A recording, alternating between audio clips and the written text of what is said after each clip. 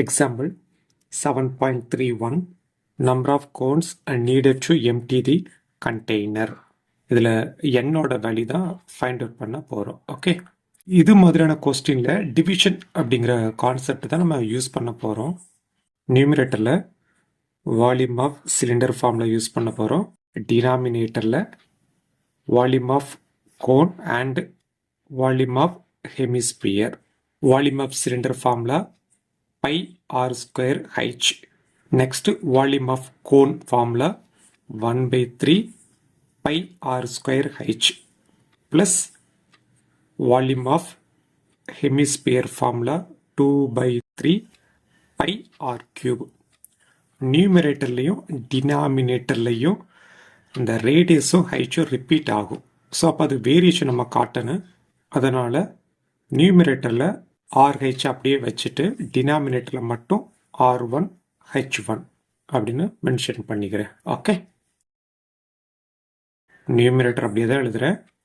டினாமினேட்டர்லேருந்து common factor எடுக்கிறேன். 1/3, இதில் ஒரு 1/3, அதுக்கப்புறம் பை ரெண்டுலேயுமே காமனாக இருக்கும். நெக்ஸ்ட்டு R1 ஸ்கொயர், இதுலேயும் ஒரு R1 ஸ்கொயர் எடுக்கலாம். ஓகே, 1/3 pi R1 ஸ்கொயர் எடுத்தாச்சு. அப்போ இல்லை ரிமைனிங் H1 இருக்குது ஃபஸ்ட்டு டேர்மில். Okay, plus 1/3 pi R1 square தான் எடுத்துருக்கிறேன். அப்போ 2 ரிமைனிங் தான், இதில் ஒரு R1ம் ரிமைனிங் தான். ஓகே, நெக்ஸ்ட் ஸ்டெப் இந்த பையும் அடி கொடுத்துருவோம். அப்போ நியூமரேட்டர் இருக்குது சிலிண்டர். அப்போ அதனுடைய ரேடியஸ் வேல்யூ 6. இங்கே ஸ்கொயர் இருக்கிறதுனால 6 × 6 அப்படின்னு போட்டுக்கிறேன். Height of the cylinder 15. Okay, டினாமினேட்டருக்கு வரும் 1/3 அப்படியே இருக்கட்டும் இன்ச்சு R1. அப்போ cone ஹெமிஸ்பியரோட radius 3.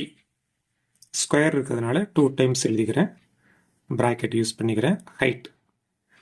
Height of the cone 9 centimetre கொடுத்துருக்காங்க. இந்த 9 அப்படியே எழுதிடுவோம். ப்ளஸ் இந்த 2 அப்படியே எழுதிக்கிறேன். 2 இன்ச்சு R1 வேல்யூ 3 தான். ஓகே, இந்த 3 அடி கொடுத்துருவோம். ஓகே, நெக்ஸ்ட் நியூமரேட்டரை அப்படியே தான் எழுதுகிறேன். டினாமினேட்டரில் 3 இருக்குது. 2 × 3 6. அதுக்கப்புறம் அந்த 9 ஆட் பண்ணும். அந்த 6 கூட 9 ஆட் பண்ணால் 15 வரும். அப்போ இன்ச்சு 15. ஓகே, 15 கட் ஆயிரும். 3 டேபிள் வச்சு அடி கொடுக்குறேன். 3 2s are 6. ரிமைனிங்காக இருக்கா 6 × 2. 6 2s are 12. அதுதான் இந்த கொஸ்டினுக்கான ஆன்சர். ஓகே.